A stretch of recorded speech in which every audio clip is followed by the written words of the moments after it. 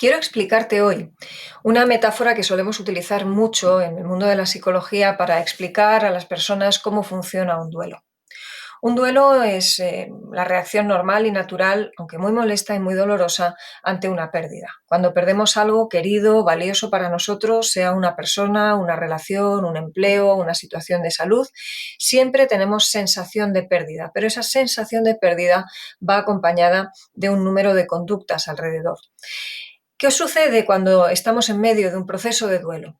Hay una parte que tiene que ver con nuestros sentimientos, es lo que quizá notamos de manera más radical, más rápida, más molesta, porque nos gusta poco, lógicamente, estar tristes y tenemos a veces esa sensación de vacío, de angustia, de desesperanza que produce la pérdida. Pero esa parte es solamente una de las varias áreas que componen el duelo.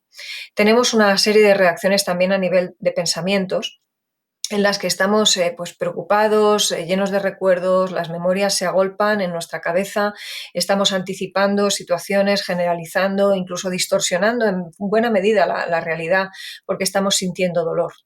Tenemos reacciones fisiológicas acordes con todo eso. Lógicamente, si uno está triste, no es muy normal que nos pusiéramos a reír a carcajadas. Luego, en estos momentos, lo que pretendemos es también saber valorar adecuadamente qué toca y qué no toca. Y a nivel fisiológico, el cuerpo en ese sentido nos lleva pues, hacia el llanto, hacia el silencio, hacia reacciones en ese sentido más afines con la tristeza y el vacío que estamos sintiendo.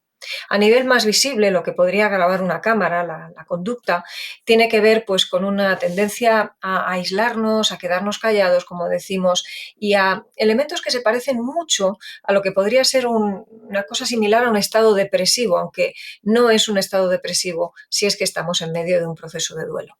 Lo que se ha producido en todo caso, da igual desde qué punto de vista lo estemos analizando, es una herida en nuestra alma, una herida en nuestros sentimientos, en nuestro pensamiento, en nuestra vida cotidiana. Si es por un duelo por muerte, pues esa persona ya no está alrededor de nosotros. Miramos alrededor y esa persona ha desaparecido. Y esa herida, de alguna manera, tiene que pasar por un proceso para poder sanar. Nunca entendí muy bien esa frase hecha que solemos decir tipo cliché, que recuerda o intenta recordar a la gente que, bueno, pues que el tiempo lo cura todo, ¿no? Que en definitiva es simplemente una cuestión de dejar pasar los meses o dejar pasar el tiempo, que al final todo se recolocará. Y digo que me ha costado entenderla porque creo que no es toda la verdad y tristemente cuando la verdad que decimos es una verdad a medias, lo que generamos en la otra persona también es una sanidad a medias y una sanidad a medias a veces ni siquiera es sanidad. ¿Qué significa entonces esa idea realmente de que el tiempo lo cura todo? Bien, el tiempo puede curar aquello que hemos tratado antes, en el sentido de que si lo que tenemos es una herida y no le aplicamos alguna clase de bálsamo, desinfectante, limpieza, lo que va a tener la persona delante de sí, en su alma, en su situación, es una herida que está dolorida por una parte, eso es lo más evidente, pero que está probablemente también infectada. Y esa desinfección es lo necesario para que el tiempo también luego pueda hacer la curación que estamos esperando.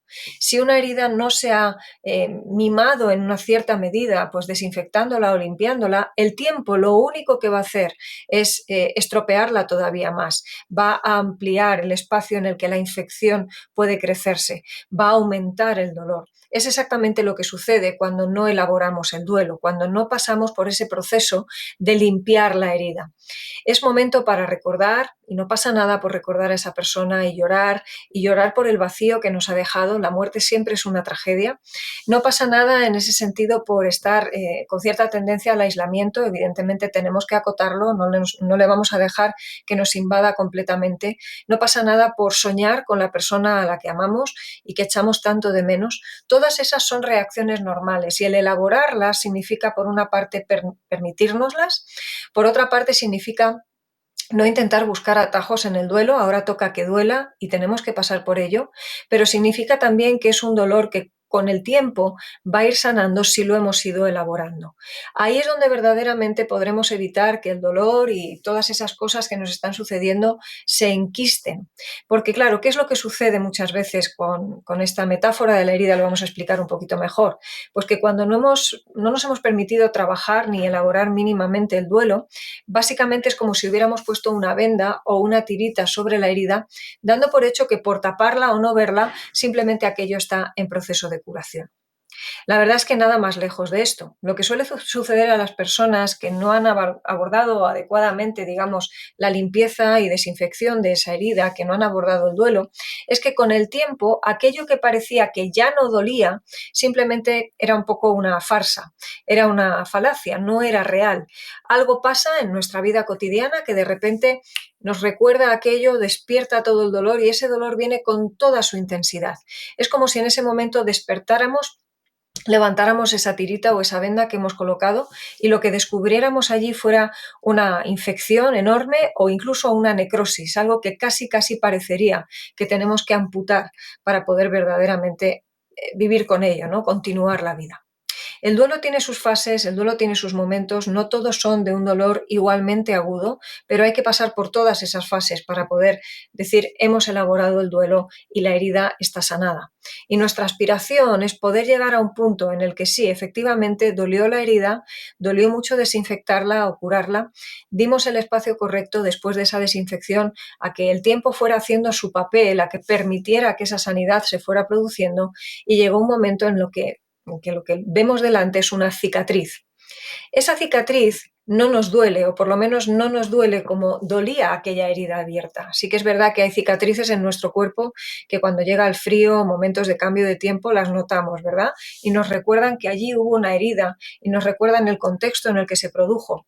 Pero esa cicatriz ya nunca más vuelve a doler como dolió la herida inicialmente. La cicatriz es el mecanismo final, es el recurso final, es hacia donde vamos, es a lo que aspiramos. Nunca vamos a poder tener la piel exactamente igual que estaba al principio, antes de ejercerse aquel dolor que produjo la herida, aquel impacto, pero sin embargo la cicatriz que nos recuerda que allí hubo una herida también nos dice que esa herida se ha sanado y que podemos seguir viviendo, a pesar de que en momentos difíciles tuvimos que pasarlo muy mal debido a ese duelo. Espero que esta metáfora de la herida pueda servirnos de alguna manera para esperar cosas y tener una expectativa, digamos, más ajustada a la realidad, saber cuáles son los siguientes pasos también en medio de lo que significa el duelo y que de alguna forma podamos acercarnos cada vez más a lo que significa haberlo vivido, pero también haberlo superado.